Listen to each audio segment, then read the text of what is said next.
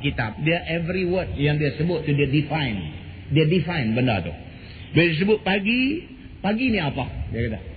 Pagi ni ialah awal siang hari, yakni kemudian daripada terbit fajar. Nak abang pagi tu. Kalau kata kau ada kutu dia mamun. Dia tak tahu pagi bila, petang bila, dia tak tahu. Dia abang. Yang kata pagi tu apa dia? Pagi tu bermula daripada terbit fajar. Lepas subuh tu kira pagi. Dia kata. Macam tu. Dan petang itu ialah akhir siang hari. Yakni sebelum masuk matahari ataupun waktu lenyapnya. Yang kata petang itu ialah akhir pada siang hari. Yang tu pagi petang. Dia kata. Dan kata setengah ulama, pagi yang dikatakan oleh orang Arab itu ialah daripada tengah malam yang akhir sampai dahulu daripada gelincir matahari. Ada juga di kalangan masyarakat Arab, bila sebut sabah, pagi. Pagi ni orang Arab dia faham kata akhir malam. Pukul 4, pukul 5 tu. Masa tu baru dia panggil pagi. Masa tu dia dah panggil pagi dah. Pukul 4, pukul 5. Masa tu dia kata dah panggil pagi. Dan dahulu daripada gelincir matahari sebelum masuk lohong. Yang tu dia panggil pagi. Daripada pukul 4, pukul 5 itu dah panggil pagi. Sampailah sebelum masuk waktu lohong. Itu dia panggil pagi. Dia kata. Dan petang itu daripada gelincir matahari sampai akhir tengah malam yang pertama. Itu pula dia kata petang.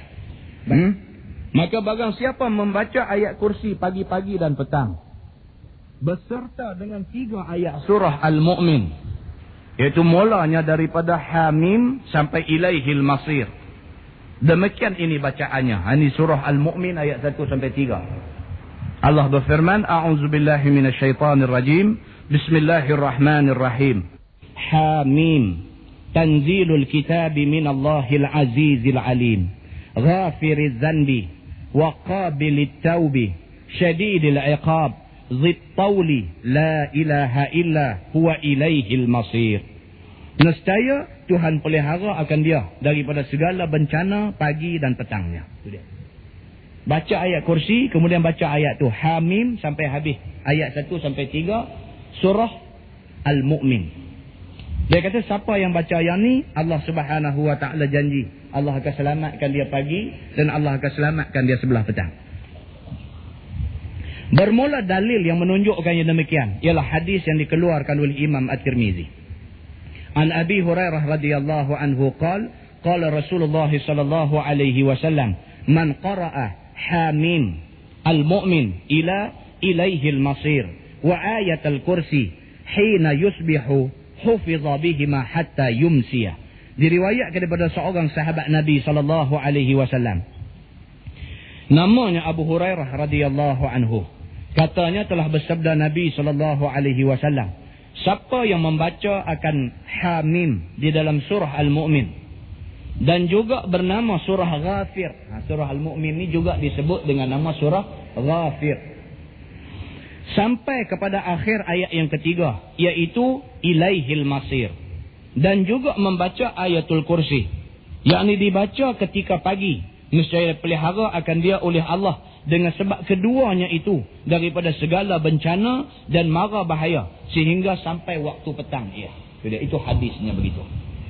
Sambung dia kata, wa man qara'ahuma hina yumsi hufiza bihima hatta yusbih. Dan barang siapa baca ia akan kedua-duanya, yakni Hamim sehingga Ilaihil Masir, dan juga ayat kursi pada ketika berpetang ia, nescaya Allah pelihara dia dengan sebab keduanya itu daripada sekalian bencana dan mara bahaya sehingga pagi ia. So, makna dia apa? Makna dia start pada esok buat amal. Itu betul aja. Start pada esok buat amal. Yang tu aja. Dan kita tengok janji Allah Subhanahu wa taala di atas lidah Nabi dia, Nabi Muhammad sallallahu alaihi wasallam. Sebab Nabi habaq kat kita dan kita faham bahawa Nabi dia tak cakap kalau Allah tidak suruh dia. Wa ma yantiqu 'anil hawa in huwa illa wahyun yuha. Nabi Muhammad tak bercakap mengikut nafsu dia, melainkan kalau dia bercakap itu wahyu daripada Allah pada dia.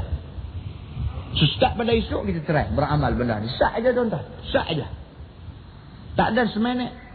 Kalau orang yang baca cepat fasih. Tak ada 5 minit. Kalau kita baca ambil lambat dengan lagu, dengan taranum, dengan apa semua, tak ada 5 minit. Tak ada 5 minit. 3 ayat daripada surah Hamim, surah Al-Mu'min, ayat 1, 2 dan 3. Kemudian ayatul kursi. Baca waktu pagi sekali, kemudian baca waktu petang sekali.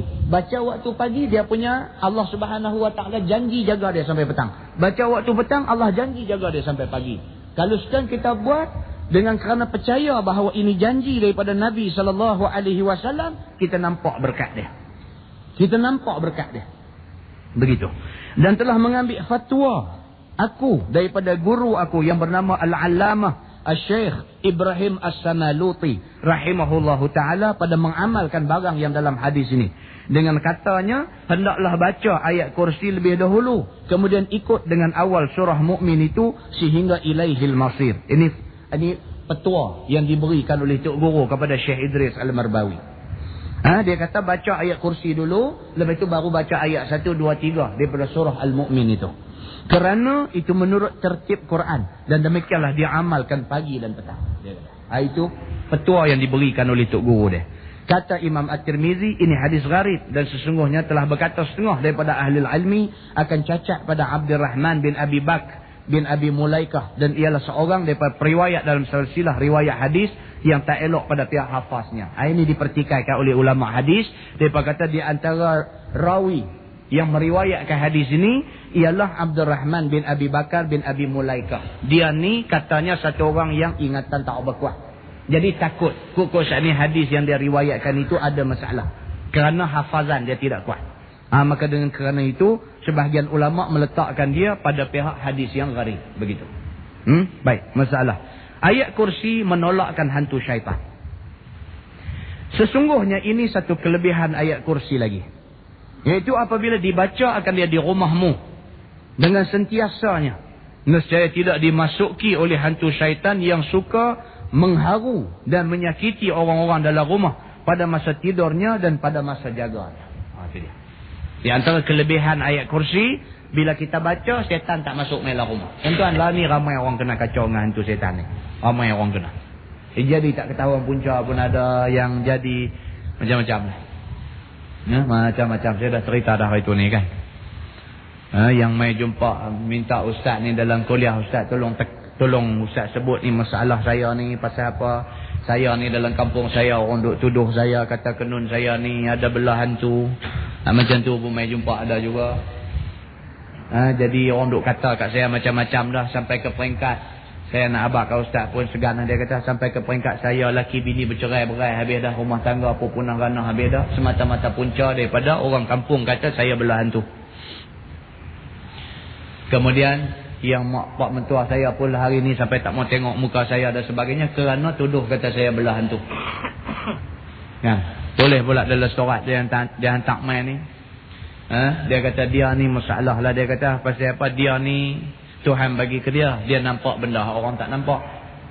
Kemudian pula dia kata kadang-kadang dia bercakap dengan benda yang dia nampak, jadi orang kata dia gila.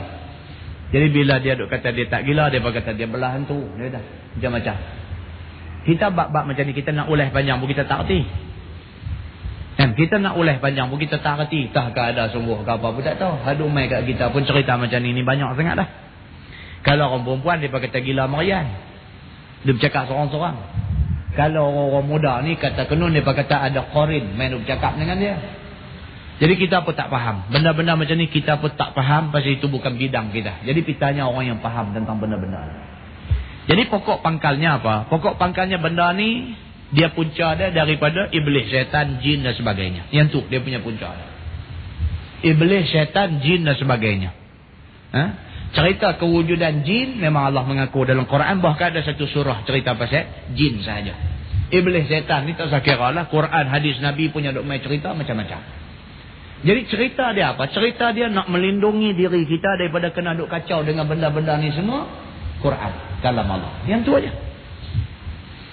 Saya duduk mengaji masa duduk di universiti dulu. Ada kawan sampai tiap-tiap malam hantu main tindih dia.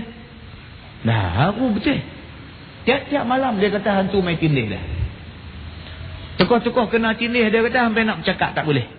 Menyawa tak boleh, bercakap tak boleh, nak menguik jari pun tak boleh dia kata.